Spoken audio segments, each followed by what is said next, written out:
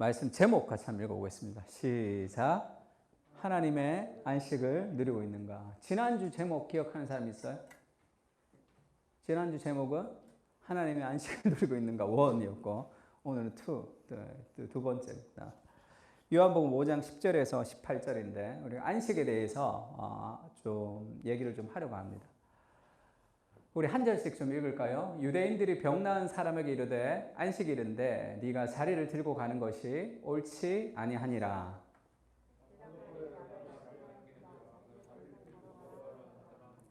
그들이 묻되 너에게 자리를 들고 걸어가라 한 사람이 누구냐 하되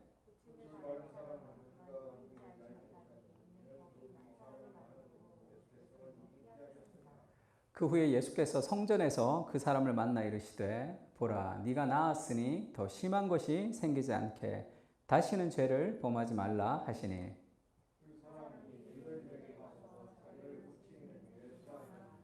그러므로 안식일에 이러한 일을 행하신다 하여 유대인들이 예수를 박해하게 된지라.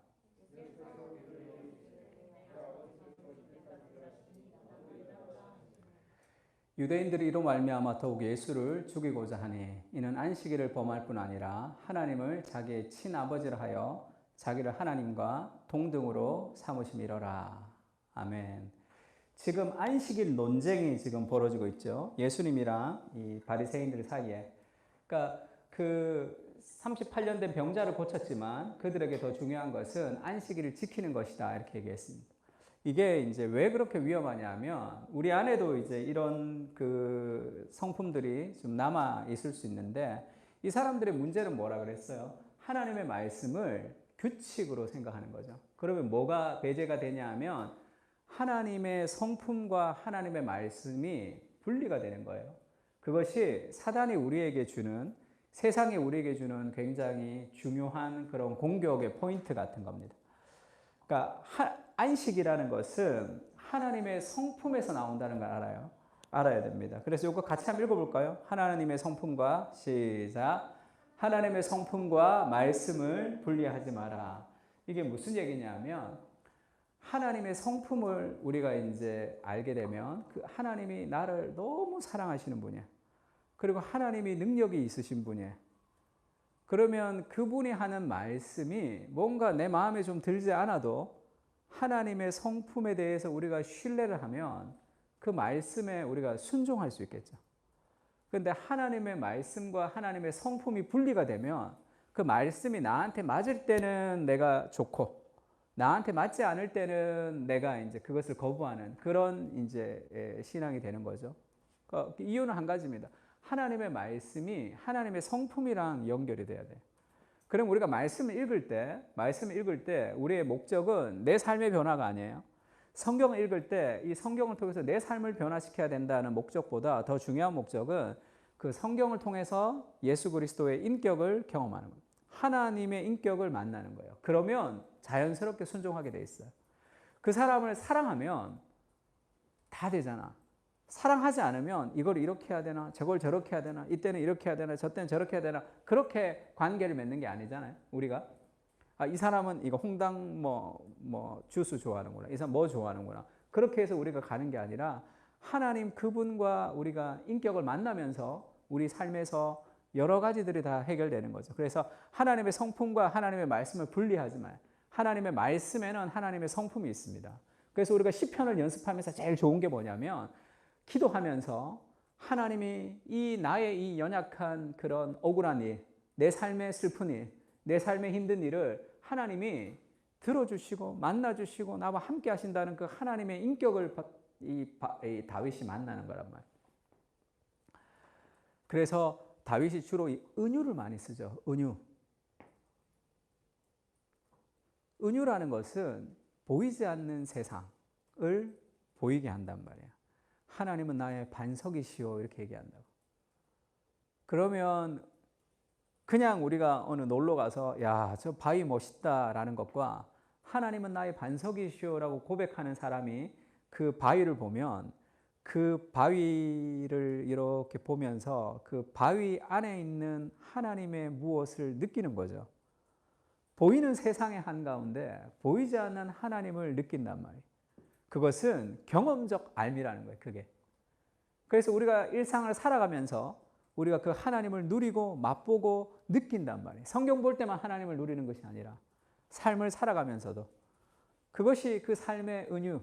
하나님이 왜 나의 방패이시다 할 때 그 방패가 뭐예요? 화살을 맞고 뭐를 맞고 하는 그걸 보면서 그는 자연스럽게 하나님이 생각이 난다고. 이 보이는 세상의 은유를 통해서 보이지 않는 하나님이 연결된다고. 왜 그렇게 연결될까요? 그것을 경험했다고. 나를 보호하시고 나와 함께 하시고 내 인생의 수많은 위기 가운데 나와 함께 하셨던 그 하나님을 내가 경험하잖아. 그것이 이 보이는 세상의 무엇을 통해서 이렇게 나타나는 거죠. 그러니까 하나님의 말씀 안에서 우리가 왔다 갔다 하는 것이 아니라 그 말씀을 통해서 하나님의 누구인지를 아는 그 하나님의 성품을 이해하는 것은 굉장히 도움이 됩니다. 그렇지 않으면 헷갈리겠죠. 뱀이 여자한테 그렇게 얘기합니다. 하나님이 참으로 너희에게 동산의 모든 나무의 열매를 먹지 말라 하시더냐 하면서 의심을 넣어주죠. 그 의심하지 않으려면 나의 이성을 가지고 이 말씀을 해석해 갖고는 안 돼요. 그러나 이러나 저러나 하면 계속 헷갈리게 되죠. 하나님이 나를 얼마나 사랑하시는지에 대한 하나님의 성품을 깊이 묵상하면 이 말이 흔들리지 않는단 말이에요. 하나님의 말씀과 하나님의 인격을 잘라내죠. 이 따로따로 한단 말이에요. 우리가 말씀을 보고 기도를 하고 예배를 드리고 그것과 하나님의 인격과 우리가 더 가까이 가는 것과는 이 별개가 되면 그래서 우리 삶 속에서 이렇게 역사가 이루어지지 않는 거죠. 그러니까 하와가 이제 이상한 거야.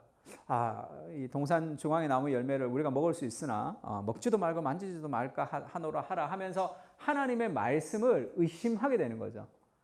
하나님의 말씀이 의심하게 되는 것은 하나님이 누구이신지에 대한 인격적 경험이 그 신뢰가 사라지기 때문에 그렇죠. 그래서 마귀는 지금도 하나님의 말씀과 하나님의 성품을 우리에게 좀 분리를 하는 거죠. 복음이 우리에게 주는 혜택, 하나님의 말씀이 우리에게 주는 혜택, 그것은 우리의 순종에 있는 것이 아니라 그 말씀하시는 그리스도 안에 있다는 걸 알아야 돼요. 그러니까 우리가 성경을 통해서 누리는 많은 복, 그것은 성경을 순종하면서 기계적으로 받는 점수가 아니라 성경을 통해서 만나는 그리스도 안에 그 혜택이 있는 거예요. 그래서 그 관계성을 통해서 그리스도를 만날 때 그 혜택이 우리에게, 복음의 혜택이 우리에게 따라온단 말이에요. 그게 무슨 말이냐면 우리가 뭐 불안하고 두렵고 힘들고 할 때도 우리가 막 기도하면 불안이 갑자기 사라지고 두려움이 사라지고 뭐 그 문제가 해결되고 그런 경우도 있겠지. 근데 대부분은 그렇게 하나님이 역사하지 않고 나를 사랑하시는 그 하나님의 사랑을 우리가 회복한단 말이에요. 그러면 하나님이 함께 하심을 통해서 내 안에 두려움과 여러 가지가 좀 사라지죠. 그러면 우리가 바른 선택과 바른 판단과 용기와 이런 것들을 우리가 낼 수 있단 말이에요. 그러니까 하나님과의 관계를 통해서 여러 가지 삶의 혜택들이 다가오는 거죠. 그래서 우리가 하나님의 말씀에서 제일 중요한 것은 그 말씀과 그 혜택이 그 하나님의 인격을 따라온다는 것을 알아야 돼요. 그러면 이제 점점 이 바리새인 같이 되는 거죠. 이것을 했냐, 이것을 하지 않았냐, 뭐 그랬냐, 그러지 않았냐. 말씀과 인격이 이렇게 분리하지 않고 하나가 된다는 것을 좀 알 필요가 있습니다. 그래서 시편 25편 14절에 보면 같이 한번 읽어볼까요? 시작.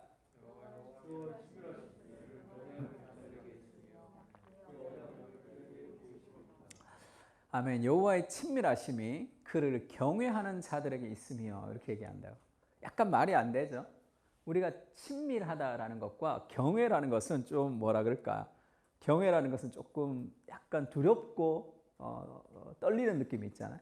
근데 여호와의 친밀하심이 그를 경외하는 자들에게 있다. 그의 언약을 보이신다.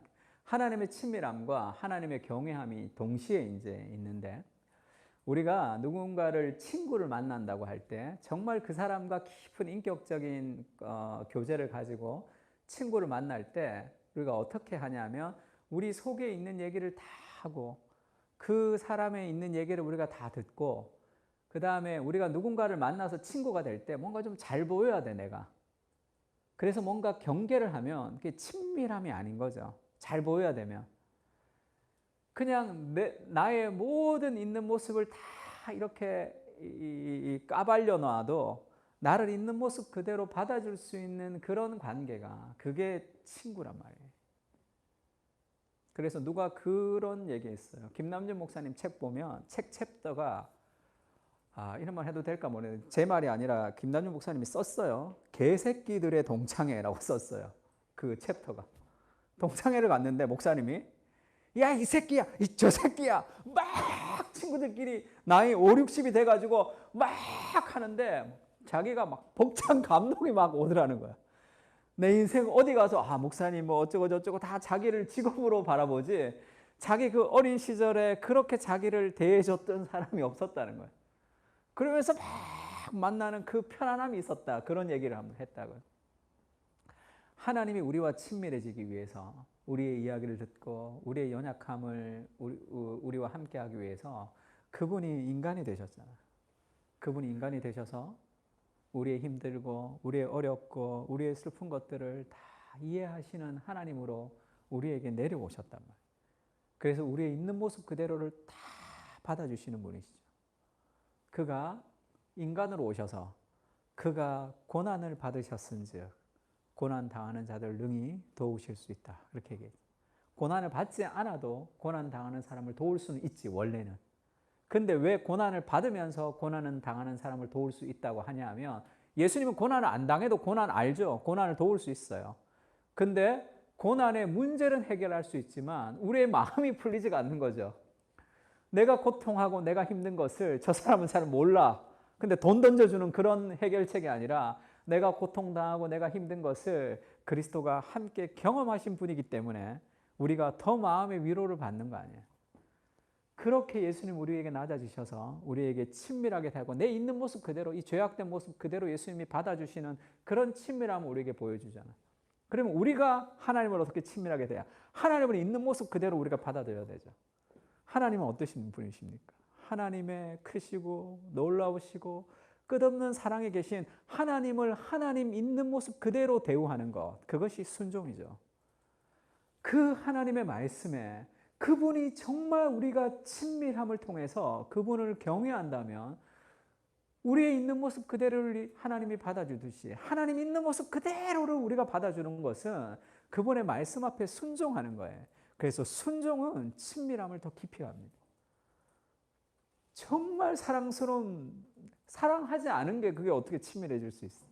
그러니까 하나님을 있는 모습 그대로 우리가 하나님과 관계를 누리려면 그분의 말씀에 순종하는 게 그분의 그것을 그대로 하는 거죠.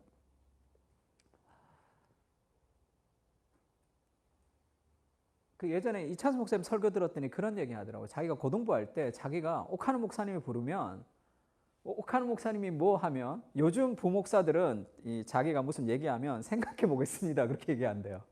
근데 자기는 옥하는 목사님이 기도해 보겠습니다 이렇게 얘기한대. 그걸 한 거예요. 분당 우리 교회도 이렇게 본인이 개척하고 싶어서 개척한 게 아니라 지금 나 은퇴할 때 다 됐으니까 너 개척하라 해서 그냥 아멘 하고 개척한 거예요. 어디 하면 좋을까요? 분당 쪽이 좋겠다 해서 분당 했다 그러더라고요. 저도 우리 대표 목사님 일산에 계신데 우리 대표 목사님 얘기 한 번도 노 해본 적 없는 것 같아요. 한 번 했구나. 소그룹 교재 쓰자는 거 내가 노 한 번 했는데 그 인간을 향한 그런 존경과 신뢰가 순종으로 드러나잖아요. 하나님을 하나님으로 대우하는 그 신뢰라는 것은 그건 순종으로 드러납니다. 우리 삶에. 그래서 하나님이 누구신지를 깊이 기억하면 우리 삶 속에 우리 삶에 좀 부딪히는 것 있어도 괜찮죠. 내 삶에 내가 이해하지 못하는 것 좀 있어도 괜찮습니다. 그분의 말씀이 나의 이해보다 더 정확하잖아요. 그 순종을 통해서 우리의 삶을 하나님께 더 가까이 갈 수 있는 거죠. 그분의 인격을 누리는 거예요. 다윗도 그렇게 얘기하죠. 주께서 내 마음에 주신 기쁨은 그들의 곡식의 새 포도주가 풍성할 때보다 더하니이다. 내가 평안히 눕고 자기도 하리니 나를 안전하게 살게 하시는 이는 오직 여호와이시니라. 하나님이 자기의 삶에 평안과 안정을 주신다 얘기하는 거예요. 그렇지 않은 사람은 어디에 안정과 그 자기 안정과 평안을 어디에 두죠? 여기에 둔단 말이야. 곡식과 새 포도주가 풍성해야지 그들의 삶의 안정을 누리잖아. 나는 그게 없어. 그들에게는 곡식의 새 포도주. 나는 그게 없단 말이에요. 그러나 내가 평안히 눕고 자기도 하리니. 이 적군에게 쫓길 때 쓴 거잖아. 나를 안전하게 살게 하시는 이는 오직 여호와이시니라. 이것은 하나님의 인격을 경험하는 거죠. 하나님 지금 뭐 준 게 없잖아. 지금 계속 도망가고 있잖아요. 그리고 계속 힘든 상황이잖아. 근데 그 하나님의 인격을 경험하면서 그 삶의 평안을 누리는 거죠. 우리 안에. 그때 우리의 삶 속에서 여러 가지 복음의 혜택이 막 떨어지겠죠. 이렇게 하면서 내가 선택하고 결정하고 판단하고 행동하고 일하는 모든 것을 통해서 더 큰 열매들이 막 일어난단 말이에요.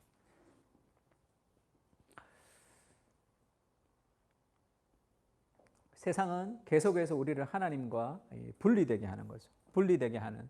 그래서 안식일을 지키는 거, 뭐 안식을 하는 거, 그것보다 더 중요한 것은 하나님의 말씀과 하나님의 성품을 분리하지 않는 거. 하나님의 말씀과 우리 찬양을 통해서, 말씀을 통해서, 예배를 통해서 하나님의 인격을 자꾸 경험할 수 있어야 돼. 하나님을 더 알아가고 하나님을 누리는 것이, 그것이 우리 인생에서 제일 삶의 목적입니다. 그래서 안식이라는 것은 어디 온다고? 하나님의 성품에서 오는 거예요. 하나님의 성품에서. 이게 잘 안 믿어져요. 잘 안 믿어질 때가 있다고. 잘 안 믿어지면 예수님의 십자가를 좀 생각하면 좋습니다.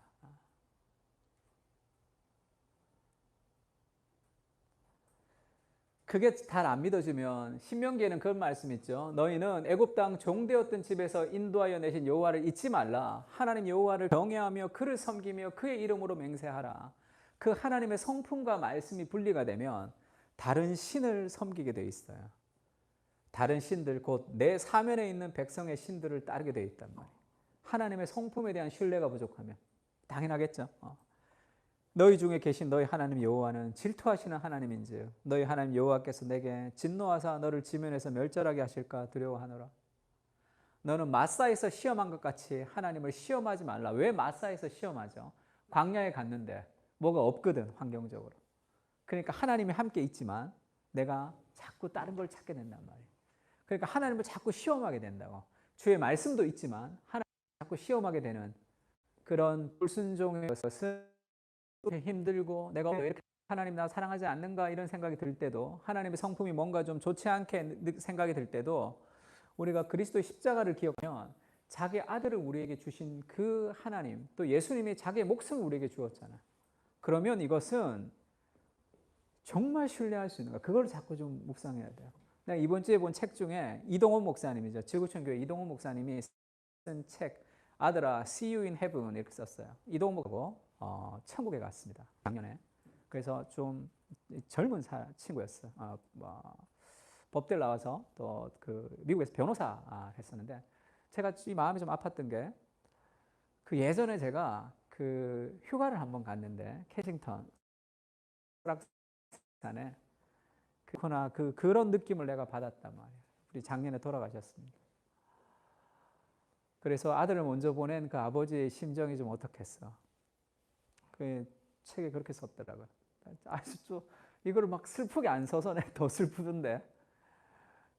범아, 이름이 이범이니까 범아. 요즘 한국에서 제일 유행하는 게 한국 관광공사에서 만든 범 내려온다. 지금 막 유행하고 있다. 범아, 잠깐 내려올 수 없겠냐. 내가 너무 보고 싶다. 그렇게 쫙 썼다. 가슴이 막 너무 아픈 거야. 그 아버지의 심정이 좀 어떻겠어. 하나님이 자기의 가장 사랑하는 그 아들의 목숨을 우리를 위해서 줬단 말이에요. 자기 아들의 목숨까지 우리를 위해서 내어주시니까 그 아들과 함께 우리 모든 것을 은사로 주지 않겠느냐. 그것을 기억하는 거예요. 내 삶이 좀 어려울 때마다 하나님의 성품을 기억해야 될 때는 그리스도 십자가를 묵상하는 것. 그것이 가장 우리의 삶 속에 하나님이 나와 함께 하신다는 것에 대한 그런 해결책이 될 수도 있습니다. 그래서 안식은 거기서 누리는 거예요. 뭔가 규칙을 지키는 게 아니라 하나님의 인격을 만날 때 우리 삶에 평안하단 말이에요. 환경과 상관없는. 근데 그 하나님의 인격을 배제하고 이 규칙을 지키면서 안식을 삼으려고 했기 때문에 그들의 삶이 힘들어지는 거죠. 두 번째 안식은 한번 제목을 읽어볼까요? 안식은. 시작. 안식은 그칩니다. 이게 뭘 그치냐면 원래는 안식은 그칩니다라고 쓰지 않고 이 그 설교 노트에 보면 안식은 제국적 시스템을 향한 거부예요. 그것을 거치는 거, 그치는 겁니다. 안식이라는 것은 그치는 거예요. 뭔가를 멈추는 겁니다. 그러니까 오늘날에 이렇게 우리가 영적으로 훈련해야 될 것이 있다면 멈추는 거예요. 뭔가를 훈련까지도 뭔가를 자꾸 하는 생산적 시스템에서 막 뭔가를 하면서 뭔가를 이루고 싶어하는 건 삶의 본성이 우리에게 있는 것 같아요. 뭔가를 하지 않는 것, 그것을 멈추는 것이 그 삶의 굉장히 중요한 훈련이 됩니다. 창세기 1장 31절에 보면 이런 말씀이 있죠. 같이 한번 읽을까요? 시작. 하나님이 지으신 그 모든 것을 보시니 보시기에 심히 좋았더라. 저녁이 되고 아침이 되니 이는 여섯째 날이라.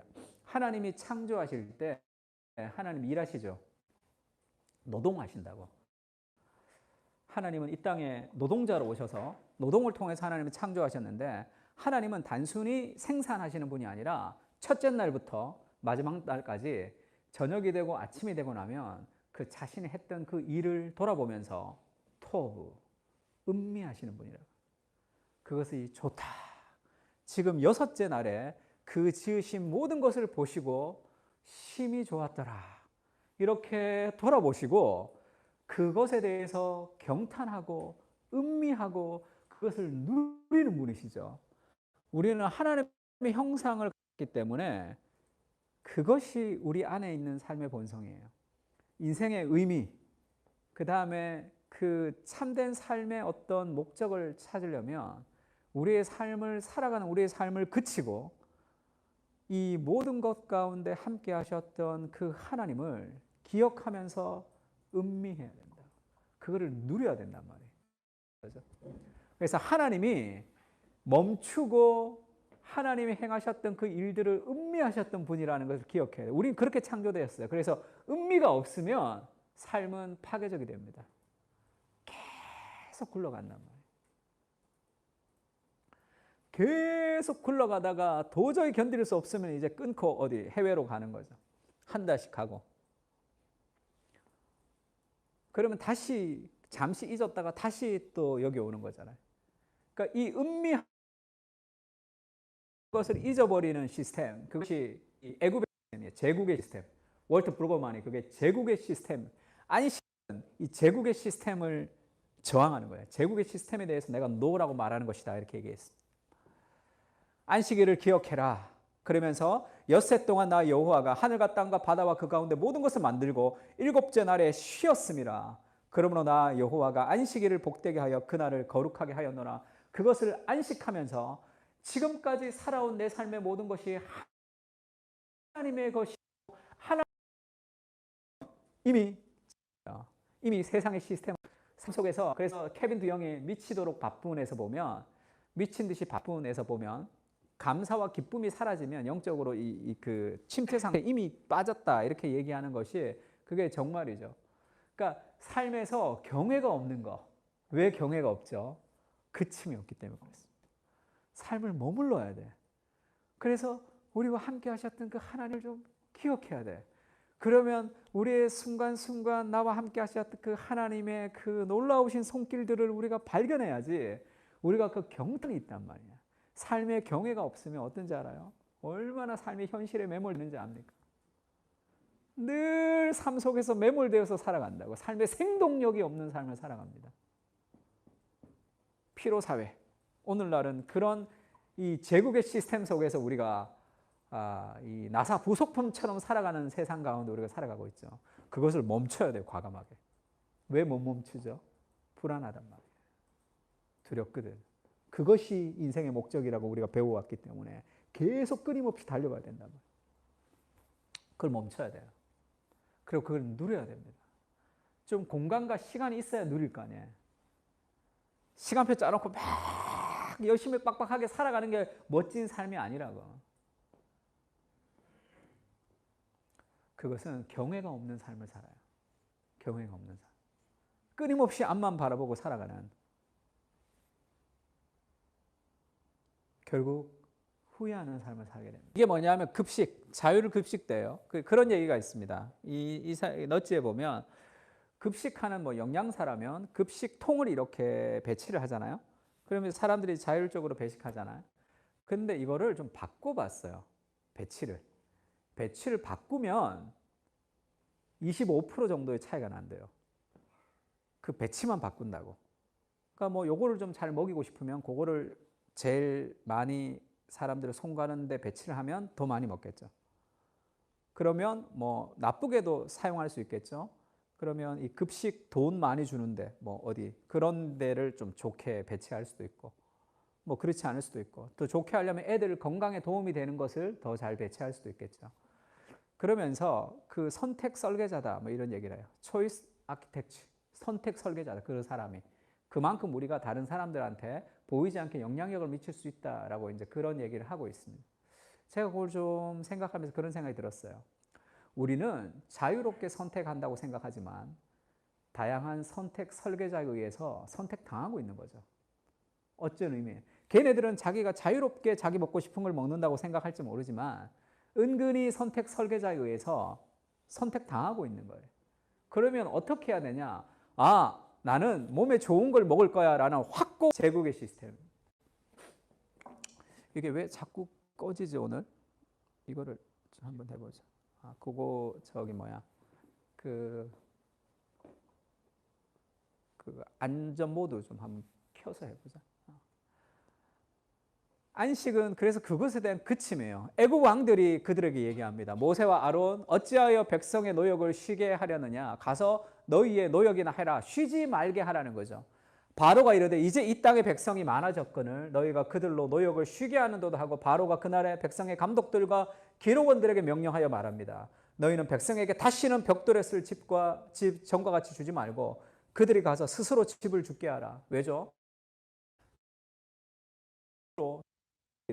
우리가 가서 우리 하나님께 제사를 드리고자 하니 하나님께 제사를 드리고자 하는 이것이 얼마나 게으르냐.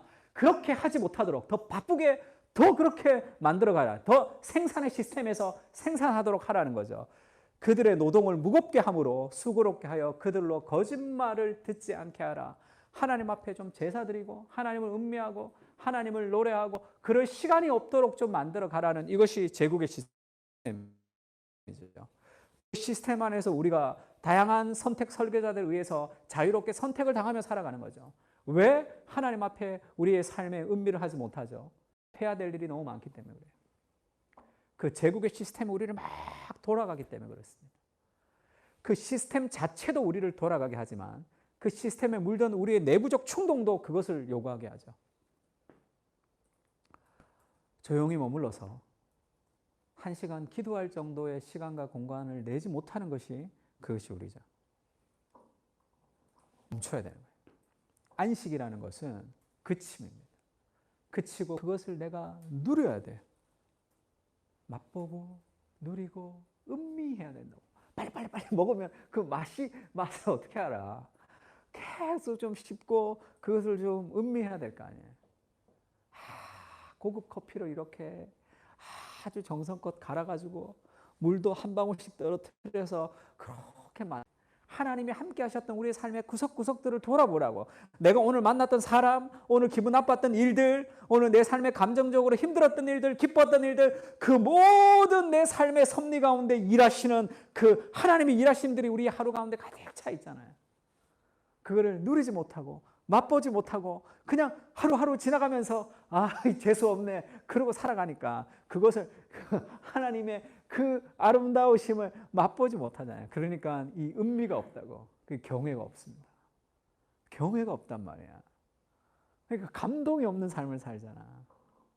하나님이 우리 삶 가운데 통과하시고 내 삶 가운데 함께 하시는 그런 감동과 감사와 경외와 은혜가 있어야 된단 말이야.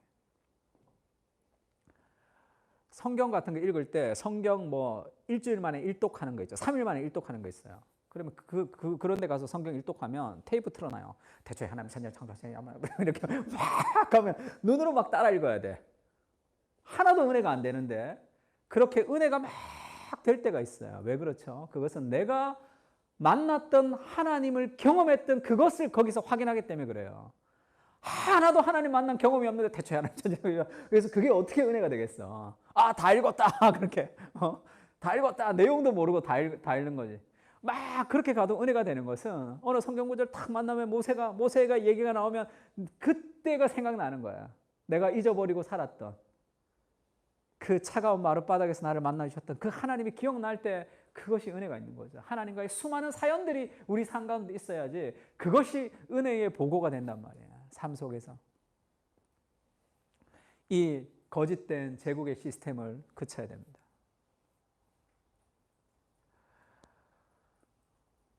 이방인들은 구약에 보면 하나님의 나라에 들어오지 못해요. 그것을 이제 그 사람 자체의 문제라기보다 구원이라는 것을 가르쳐주는 하나님의 사인입니다. 근데 이방인들이 들어오기도 하죠. 들어오기도 한단 말이에요. 유대인만 구원받는 게 아니라. 그러면서 그 이방인들이 이제 들어올 때 만민이 기도하는 집이라 얘기하면서 아주 재밌게 이제 이사야서에서 말씀하시는데 여호와께 연합한 이방인을 말하기를 여호와께서 나를 그의 백성 중에서 반드시 갈라내시리라 하지 말라. 이방인이라고 내쫓지 말라는 거죠.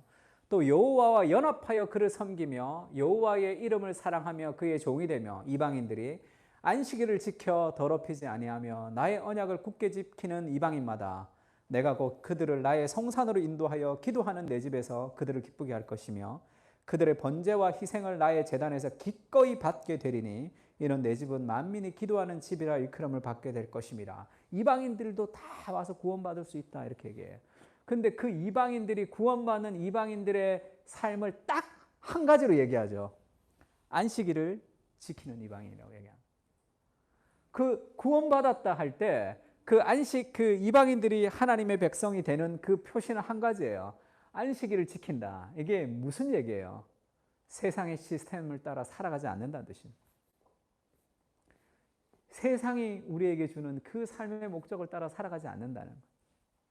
그 하나님의 그 시스템을 판을 다시지 않은 거예요. 유대인들이 왜 강한 줄 알아요? 예수님도 모르고 안식일도 이상하게 지키잖아.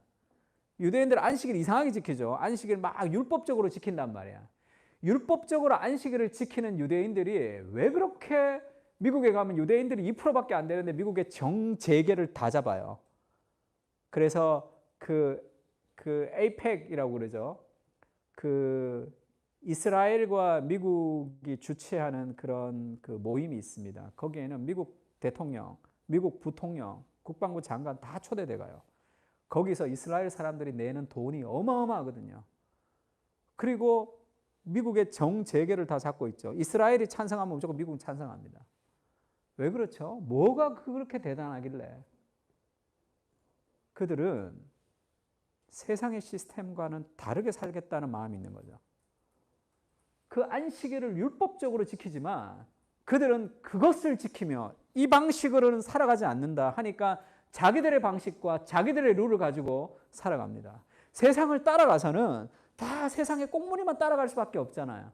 다른 삶의 방식을 통해서 그들이 지금 여러 가지 방식을 누리는 거죠. 안식일을 율법으로 지키는 그 잘못 지키는 거지만 세상의 시스템을 거부하며 살아갈 때 그들 자체적인 시스템을 가지고 살아갈 수 있는 거잖아요. 우리는 복음을 따라 살아간다고 얘기하지만 세상의 시스템을 막 따라서 살아가는 그런 모습들은 아닌가 이런 생각이 좀 있습니다. 아모스서에는 그런 얘기가 있어요. 너희가 이르기를 월삭이 언제 지나서 우리가 곡식을 팔며 안식일이 언제 지나서 우리가 밀을 내게 할꼬 에바를 작게 하고 세계를 크게 하여 거짓 저울로 속이며. 이게 무슨 얘기예요? 안식일날 일 못하니까 안식일 빨리 좀 지나가야지 내가 일한다고 생각하는 거죠. 안식일을 지키지만 제국의 시스템 속에 그 마음이 노예 상태에 빠져 있는 거야.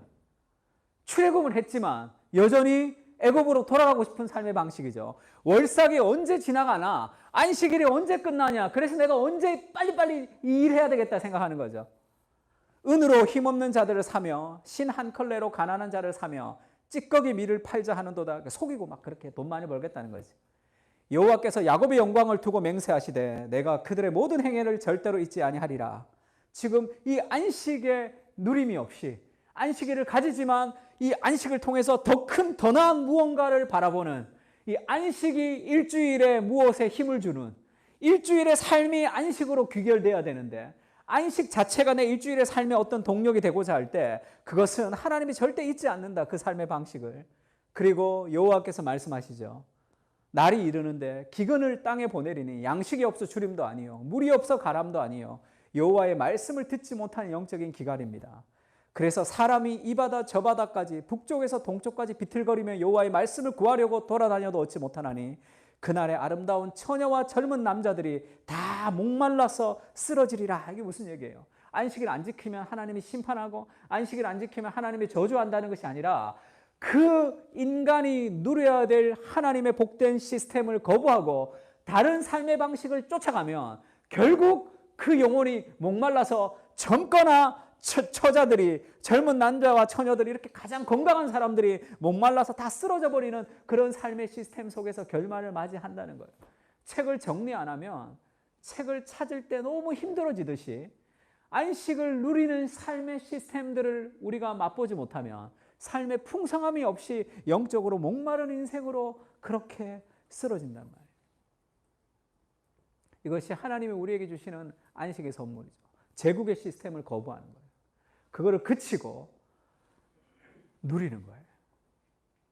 하나님의 사람들과 함께 누리고 소그룹 가면 궁금하지 않아? 그 사람의 삶에서 일주일이 어떻게 살았는지 또 그가 만난 하나님, 그의 아픔과 그의 슬픔이 궁금하지 않냐? 궁금하지 않는 시대가 됐어요. 왜? 내가 중요하거든. 내가 성공하고 내가 잘 돼야 되기 때문에 오직 나에게만 관심이 있단 말이에요. 그래서 나한테 맞냐 맞지 않냐가 더 중요해. 그러니까 소그룹 짜면 누구랑 됐는지 안 됐는지가 중요하다고.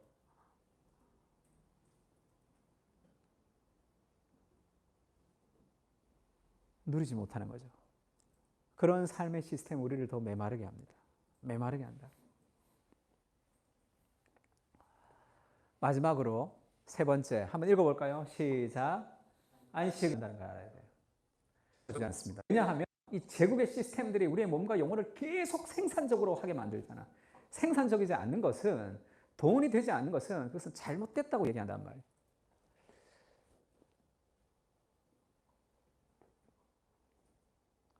제가 어느 집사님을 한번 만났는데 아이가 이제 뭐 운동을 했는데 그런 얘기를 하더라고요. 자기는 우리 아이를 믿음으로 키우고 싶은데 프로스포츠 선수가 되게 하고 싶지는 않다 이렇게 얘기하더라고요. 그래서 이제 그분이 이제 청교도에 굉장히 심취하신 집사님인데 왜 그러냐 그랬더니 프로스포츠 자체가 주는 비신앙성가 있는 것 같다 이렇게 얘기하더라고요. 제가 한 번도 그렇게 생각해 본 적이 없어요. 프로스포츠가 자본주의와 물질주의에 거의 한가운데 놓여 있는 거죠.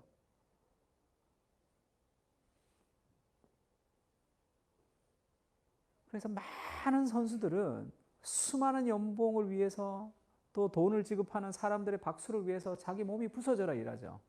우리나라 프로 선수들 중에 은퇴한 사람들 중에 이 장애 등급을 안 받은 사람들이 잘 없어요. 투수들은. 이 세수를 못해요. 여기가 다 망가진다고.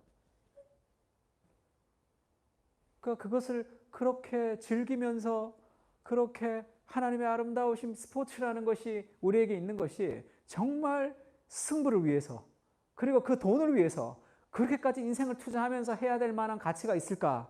그 시스템 자체를 무언가 우리가 받아들여야 될까? 그 얘기를 한번 하시더라고요. 여러 가지 생각이 들었습니다.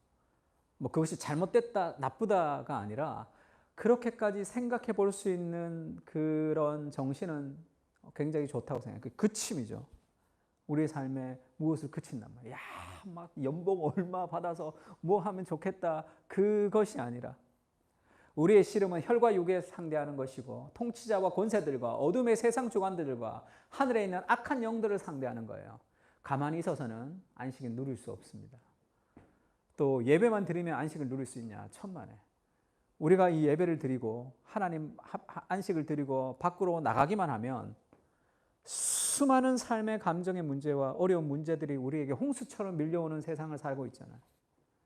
우리의 영성은 싸우는 영성이에요. 안식은 전쟁을 통해서 승리한 뒤에 가지는 겁니다.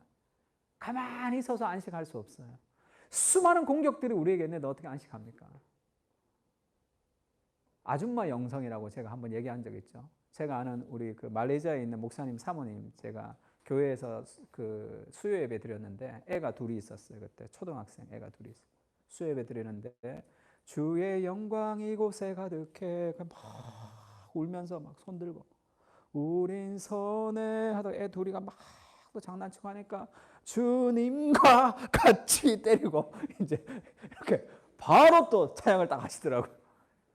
이야, 저 대단한 영성. 그게 우리가 살아가야 될 삶의 영성이죠. 목사님 너무 힘들어요. 뭐 그것도 괜찮아요. 어디 뭐 좋은 수도원 같은 데 가서 뭐 한 일주일 있다 오면 좋겠죠. 그 영성은 뭐 그것도 괜찮아요. 그것도 좋아요. 한 번씩 가는 것도 좋습니다. 그러나 우리 일상에서 살아가는 영성이 돼야 되잖아. 아기 낳고 남편 있고 언제 수도원 가. 일상에서 우리의 삶의 영성이 필요하단 말이야. 수많은 것들이 우리를 밀고 옵니다.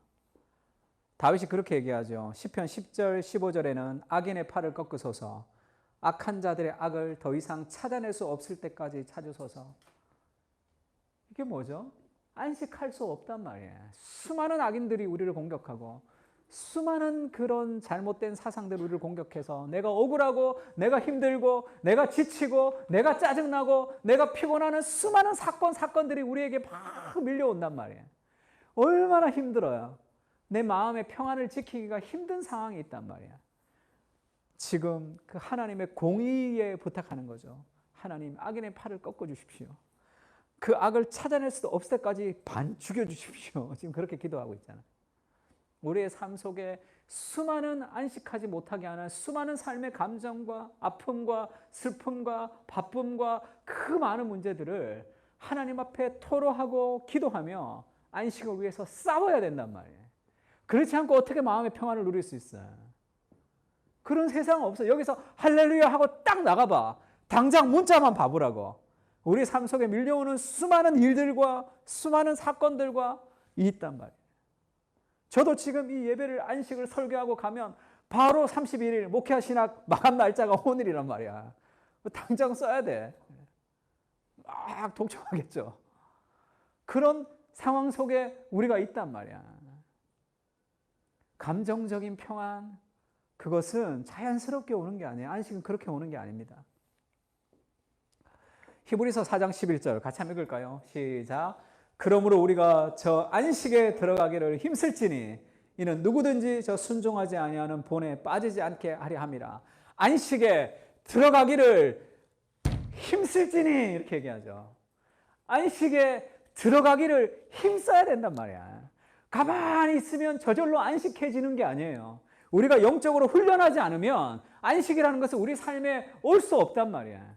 우리 제자훈련 할 때도 우리가 계속 숙제도 막 계속 내면서 검사 열심히 하면서 하는 이유가 뭡니까?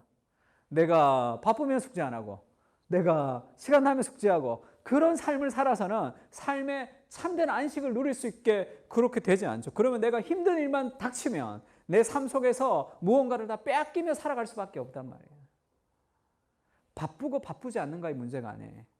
삶 속에서 참된 안식을 위해서 우리가 힘쓰고 애써야 되는 삶의 우선순위를 우리가 정해가야 돼요. 가만히 있으면 다 뺏겨요. 왜냐하면 성난 사자처럼 마귀가 삼킬 자를 찾고 있는 이 시대에 가만히 있으면 다 뺏긴단 말이야. 그걸 마귀가 무섭게 우리에게 달려듭니까? 그렇지가 않잖아. 예수님을 시험할 때 마귀를 생각해봐. 배고픈데 먹는 거, 뭐 나쁜 거야? 열심히 일해서 네가 먹는 거. 그 다음에 천하만국에 권력을 주는 거. 그 다음에 용기를 가지고 뛰어내리는 거. 그럼 나쁜 게 뭐 있어요, 다? 다 괜찮은 거잖아. 그래서 하나님 앞에 우리의 삶 속에 머물러서 기도할 때만 그 악의 본질을 파악할 수 있습니다. 우상이라는 게 뭐예요? 좋은 건데 과도한 사랑을 가지는 거죠. 뭐 자식을 사랑하는 게 뭐 나쁜 겁니까? 회사 일 열심히 하는 게 뭐 나쁜 거예요? 성실하게 열심히 살아가는 게 뭐 나쁜 겁니까? 그것이 과도할 때, 하나님보다 더 사랑의 대상이 될 때, 그것이 우리를 노예로 삼는단 말이에요. 그걸 우리가 알지 못하는 거죠. 선택 설계자들 의해서 자유롭게 선택하며 살아가기 때문에 그렇습니다. 머물고 멈추고 그것을 향해서 우리가 기도하며 하나님 앞에 머물 때 우리가 그 악의 본질을 폭로하는 거예요. 그게 잘못됐다는 걸 깨닫는 거 아니야. 안식은 저절로 오지 않습니다. 이 겟세마네에서 기도하셨던 예수님을 좀 보라고. 예수님이 하나님의 아들이시니까 할렐루야 그렇게 예수님이 살지 않았잖아. 그 고통과 그 힘든 상황 속에서 예수님이 그 기도를 통해 하나님을 향한 신뢰를 놓지 않으면서 그분이 자기의 안식으로 들어가는 거 아니에요. 예수님의 인생을 히브리에서는 한마디로 그가 눈물과 통곡으로 간구의 소원을 하나님께 드렸다 이렇게 얘기했어요. 눈물과 통곡의 인생을 예수님이 사셨잖아요. 평안의 삶이 아니라 우리가 살아가는 인생은 안식할 수 없는 세상이에요. 그래서 안식을 위해서 우리가 힘써야 됩니다. 필요하다.